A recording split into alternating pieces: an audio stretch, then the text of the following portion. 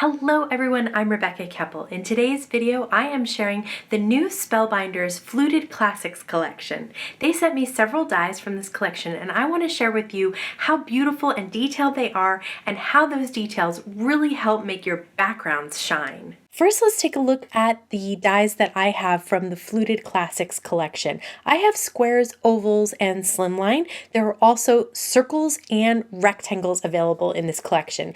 Each shape set has embossed dies and cutting dies available, so you can emboss on your background without cutting it out if you prefer. I'm also going to use today some of Spellbinder's stitching dies. I have the diamond stitch. You can see that stitch diamond pattern just cuts out the holes. If you want to cut out the whole pattern, you can use these two dies put together to cut it out. I also have the sparkling mandala stitch dies, and that again you can use just to cut out the holes, or you can cut out the shape around it. So first I'm going to cut out one of the large squares, and then I'm going to adhere the fluted embossing die to it so that you get this detail on it. I am using white cardstock for that, and then I'm going to cut out a smaller square of the gold mirror cardstock. I also cut out the sparkling mandala die out of white, the background shape, and now I'm going to place the stitch dies on top and then cut that out. Now the fun thing about these is it's not a ton of stitching that's necessary to make a really cool pattern. You can use the center of these circles and then do large stitch lines from the center towards the outside. So that's what I'm going to do here in the center of the mandala. And this could be a snowflake obviously as well, but you can use it for other times of the year if you'd like to. It can just be a mandala, which is a pretty and versatile shape. So I've got the circle in the center done, and now I'm deciding that I'm going to do the edges in the same pink color. So again, long stitch lines from the center towards the outside, very quick and easy to do. And then I'm using that silver sparkle thread, which is very thin, but does add a really nice sparkly touch to the smaller circles around the mandala. And once that was all done, I put some liquid glue behind it and I'm adhering it down to another mandala that I cut out of the mirror silver cardstock. Now I'm holding it down with an acrylic block to make sure everything stays in place and it glues down and dries nice and flat. And then I'm going to use some tape runner to adhere my gold mirror cardstock, which is a plain square, down to the fluted background. I'm going to use some iCraft Easy Cut adhesive. That's that thin double-sided adhesive that I love so much from Thermoweb, and I'm going to put an A2 piece of silver mirror cardstock down on one sticky side. Then I'm going to replace the liner so that I can cut the excess off. It's just easier to do with the liner in place so it doesn't stick to your scissors. Even if they're non-stick, having exposed adhesive will stick to them a little bit. Once that's done, I'm going to use the Create a Christmas Greetings die set from Spellbinders to cut out all of the greetings.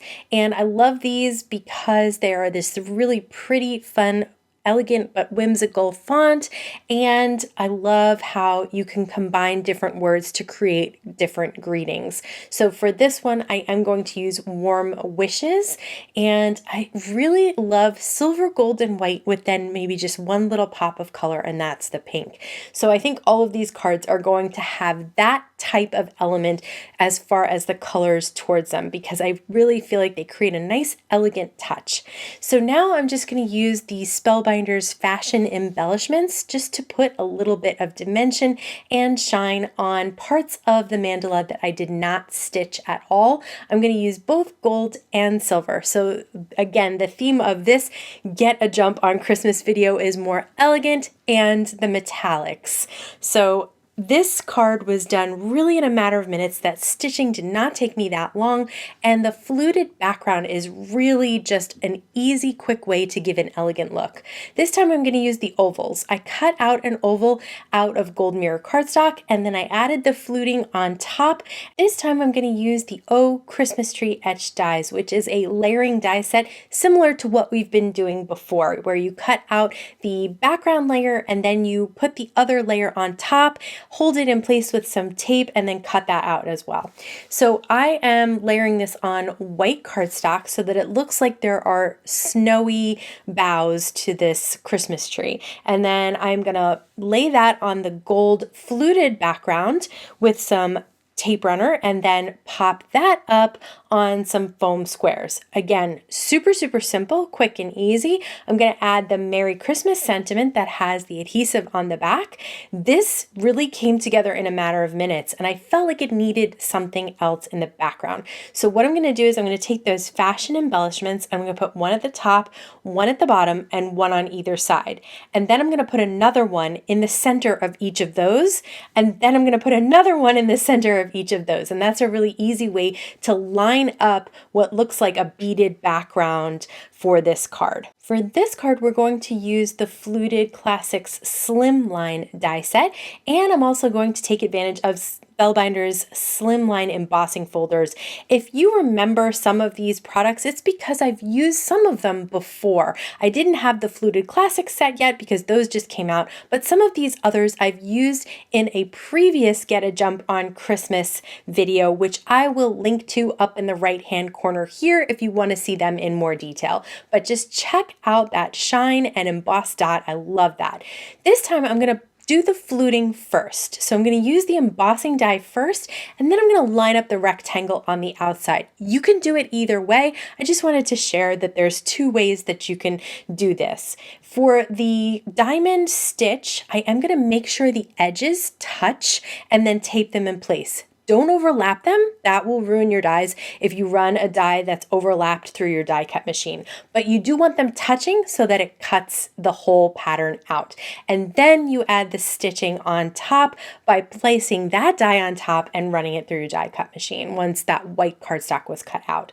So this one is a little bit more stitch intensive than I did on the mandala because I really want the whole thing to have stitching on it. So I just took some embroidery floss and I basically peeled it apart so that I only had 2 or 3 threads in this whole stitching. So it's not as thick as it would be if it were 5 threads all stitched together. And then I'm just going from the center towards the outside, just like we did with the mandala. It makes such a pretty pattern, and really, because the stitch is so large, it's not as time intensive as some cross stitching would be. So it definitely took me a few minutes to get it all done, but I really love the look. It looks like kind of rays coming out from the center, and it's just so pretty. So I'm going to flip that over once it was done and add some foam squares at a diagonal to those little diagonal background there. And then I'm going to adhere the fluted white cardstock down to my embossed gold mirror cardstock. So you have tons of interest in the background, but it was pretty easy to create. The most time intensive part is that stitching, but again, it's really not that bad because those stitches are so large.